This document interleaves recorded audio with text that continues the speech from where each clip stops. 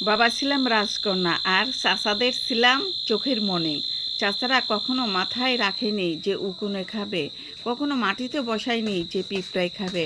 আর সেই রাজকন্যার হঠাৎ করে একদিন বিয়ে হয়ে গেল, বিয়ে হয়ে চলে গেল শ্বশুরবাড়ি। শ্বশুরবাড়ি থাকতে খুব কষ্ট হলো, শ্বশুরবাড়ি ছিল টিনের ঘর। তারপরেও মানিয়ে নিলাম। বাবার রাজপ্রাসাদ দেখে তো আমার কোনো লাভ নেই, আমার ভাগ্যটাই এমন হয়ে গেল। টিনের বাড়ি বিয়ে, ছিলাম বাবার পাকা বাড়িতে, কিন্তু কী করব, পাকা বাড়িতেও বাবার থেকে আর লাভ নেই। আমার বিয়ে হচ্ছে শ্বশুরবাড়ির টিনের ঘর, মাটির দেওয়াল, সব কিছু।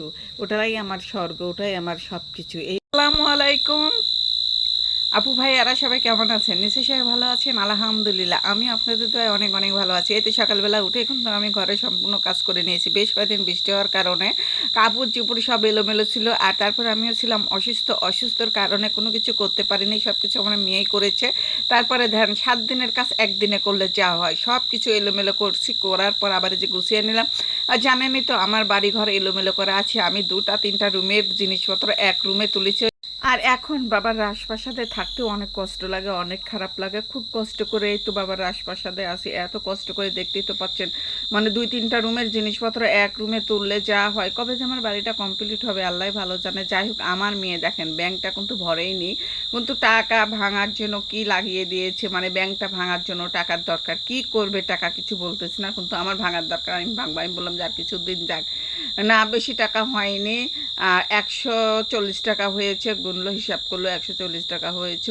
ওই টাকা নিয়ে কি করবে জানি। আমি বলছি আমি টাকাটা দিচ্ছি, তুমি ব্যাংকটা ভরো। শুনবে না, ওর ভাঙার দরকার। ভাঙলো, সবার ব্যাংক ভাঙছে, আমার ব্যাংক ভাঙিনি, আমি ভাঙবো। বাস ভাঙে নিয়ে যে টাকাগুলো গুনতে যায়, বলে মাত্র এই টাকা হয়েছে, এই টাকা দিয়ে কী হবে এখন বলতেছে। আমি বলছি কেন ভাঙো। অনেকবারই বলেছি যে তোমার ব্যাংকটা ভাঙতে হবে না, রেখে দাও, আমি টাকা দিচ্ছি। তারপরে না, আমার টাকা, আমার গুছানো টাকা, আমার খুশি, আমার ইচ্ছা, নাও তোমার খুশি, তোমার ইচ্ছা, তোমার ইচ্ছা মতো তুমি করো, কাজ করো। যাই হোক, সারাদিন তো অনেক কাজ করলাম, মানে সকালে কাজ করলাম, এখন তো রান্না বান্না করতে হবে, খাইতে হবে। আর দুপুরে মনে হয় একবারে রান্না বান্না করবো। আর এই ঘরেরও সব কাজ সেরে নিয়েছি, সেরে নিয়ে যে রান্না বান্না জোগাড়ও করে ফেলেছি। আর যে লাউ রান্না করব, হলো ইলিশ মাছ দিয়ে লাউ রান্না করব, আর হলো একটু কুমড়ো ভাজি করব। আর লাউটা কিন্তু অনেক কচি ছিল। আর ইলিশ মাছগুলো ছোট ছোট গ্যাসের চুলায় রান্না করতেছি। বাইরে বৃষ্টি হচ্ছে, দেখতেও পাচ্ছেন। এই বৃষ্টি নেই, তারপর হুট করে কোথায় থেকে যে বৃষ্টি চলে আসতেছে, ধুমধারাক্কা বৃষ্টি মানে পড়তেছে। নেই, বৃষ্টি নেই, রোদ বের হচ্ছে, আবার কিন্তু একটু পর দেখা যাচ্ছে বৃষ্টি হচ্ছে। যাই হোক, আমি কিন্তু কুমড়ো ভাজিটা কিন্তু আজকে হাঁসের ডিম দিয়ে করবো। আর হাঁসের ডিম দিয়ে, যে কোনো ডিম দিয়ে কিন্তু মানে খেতে অনেক মজা লাগে। কিন্তু আমার বাসায় আজকে হাঁসের ডিমই ছিল, এই জন্য হাঁসের ডিম দিয়ে আমি কুমড়ো ভাজিটা করে নিলাম। আর আমি প্রতিদিন যা করি, প্রতিদিন যা কাজ করি, সহজ সরলভাবে সেটুকু আপনাদের মাঝে তুলে ধরি, এটুকু আমার ভালো লাগে। আর আপনারাও আমার এই ভিডিওগুলো অনেক অনেক পছন্দ করেন। এই জন্য প্রতিদিনের কাজ প্রতিদিনই একটু একটু করে ভিডিও করে, মানে এডিট করে, মানে ভয়েস দিয়ে ছেড়ে দেয়। আমার কাছে অনেক ভালো লাগে। আমি যা করি প্রতিদিন তাই আপনাদের মাঝে সাধারণভাবে তুলে ধরি। আর আপনারা অনেক অনেক পছন্দ করেন, অনেক অনেক ভাইয়া আপুরা আমার ভিডিওগুলো অনেক পছন্দ করেন। যাই হোক, আমার কিন্তু ভাজিটাও হয়ে গেছে, আর লাউ ভাজি মানে লাউ রান্নাটা হয়ে গেছে মাছ দিয়ে। তারপরে এই তো খাওয়া দাওয়া করে, খাওয়া দাওয়া সেরে নিয়ে চলে গেলাম আমার বাড়িতে। আমার বাড়িতে আজ অনেক কাজ আছে।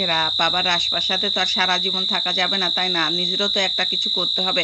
আর এই তো দেখেন, আমার বাড়িতে পানি বেঁধে রাখছিলাম, আর সেই বাঁধগুলো আজ খুলে দিচ্ছি। আর আমি নিজেই সব কিছু করি, আমার সংসারের কাজ টুকিটাকি আমি করি, কিন্তু বেশি মানুষ নেই না, এই জন্যই আমার খুব ভালো লাগে যে পানিগুলো এখন বাদ ছেড়ে দিয়েছি। পানিগুলো এখন ঝাড় দিয়ে নিচে নামিয়ে দেবো। আর অনেক পানি, কিন্তু সারা ঘরের পানি যে আমি কীভাবে বের করব আমি জানি না। সব ঘরের পানি মানে এক ঘরে ভর্তি হচ্ছে, একটু দুবা মানে নিচু আছে, লেওয়াল আছে, ওই লেওয়ালে যাই করতেছে। এখন তেনা ভিজে ভিজে বালতি ভরে ভরে পানিগুলো ফেলে দেবো।